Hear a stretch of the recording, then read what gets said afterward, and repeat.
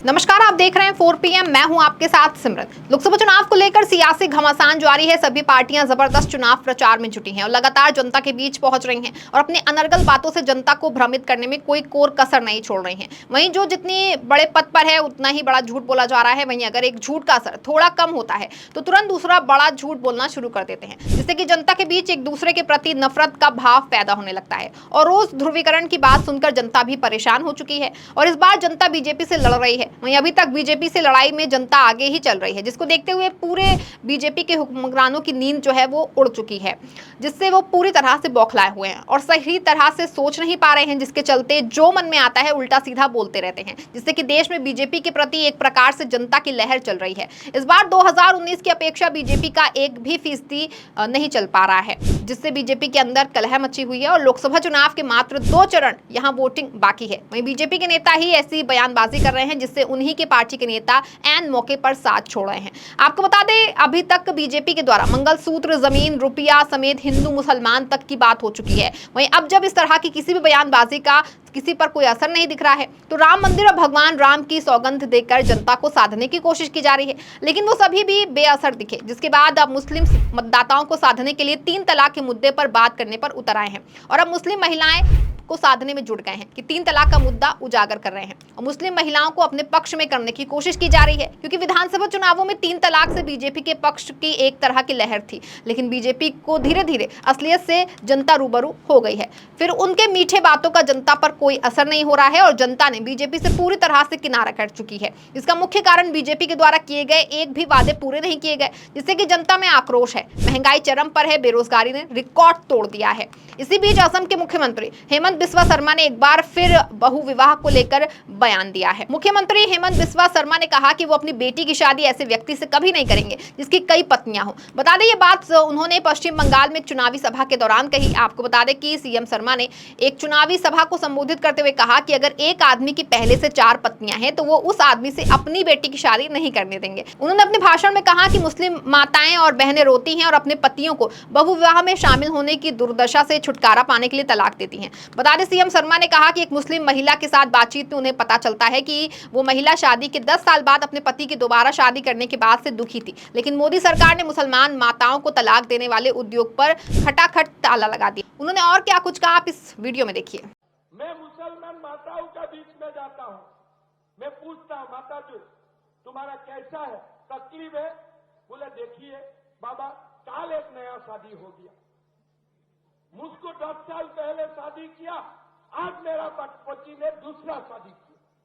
तीसरा मां को पूछने जाता हूं, बोले मेरा घर में तो तीसरा आ चुका है। किसी ने बोलता है मेरा घर में चौथा आ चुका है। आप बताओ, अगर वो बेटी आपका बेटी होते थे, मेरा बेटी है एक, क्या मैं इसको घर में शादी करूं दूंगा? पहले जिसका 3 पत्नियां हैं, मर जाऊंगा, लेकिन मेरा बेटी को ऐसा घर में मैं शादी नहीं करने दूंगा। लेकिन आज आप मुसलमान समाज का हालत देखो, कुछ नहीं कर सकते हो। मुसलमान मां लोग रोते हैं, तलाक दे देते हैं, तलाक तलाक तलाक, कहानी खत्म, चला जाओ।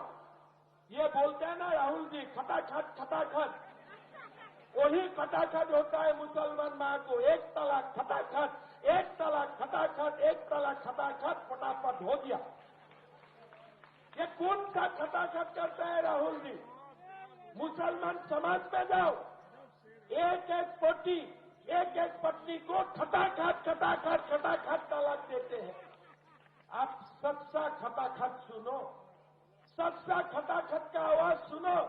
आप जो खटाखट बोल रहे हैं वो खटाखट नहीं है। मेरा मुसलमान मां बहिना रो रहा है, ये खटाखट का कारण। ये जो मुसलमान पोतियों का अधिकार है ना, खटाखट खटाखट खटाखट तलाक देने का कारण वो लोग रोते हैं।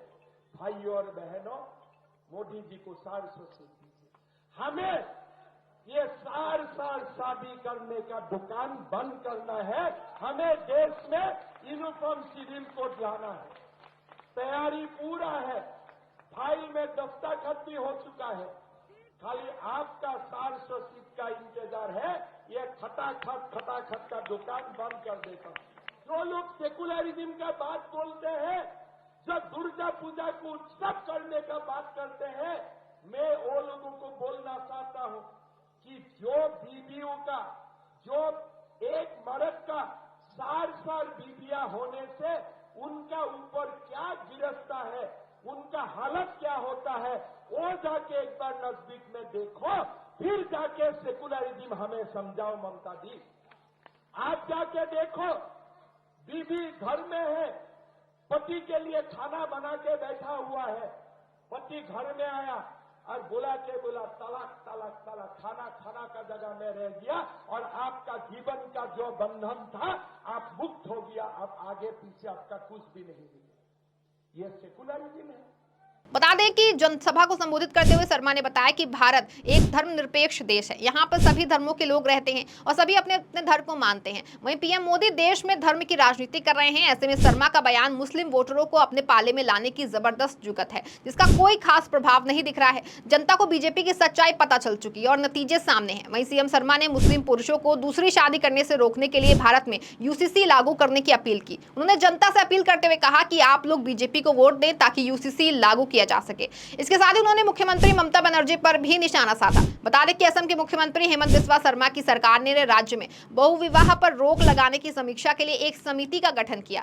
बीजेपी शासित उत्तराखंड राज्य में यूसीसी को लेकर एक बिल विधानसभा में पेश किया जा चुका है और बहुविवाह प्रथा को रोकने का कानून बन रहा है। लेकिन ध्रुवीकरण की राजनीति करने वाले बीजेपी के नेताओं के बयान और सुर बदलते हुए दिख रहे हैं। पीएम मोदी देश को तोड़ने की बात कर रहे हैं। वहीं इन सभी बयानबाजी का जनता क्या जवाब देगी, ये तो आने वाले 4 जून को ही तय हो पाएगा। इस खबर फिलहाल बस इतना ही। ऐसी तमाम राजनीतिक खबरों के लिए बने रहें और देखते रहें 4 PM। धन्यवाद।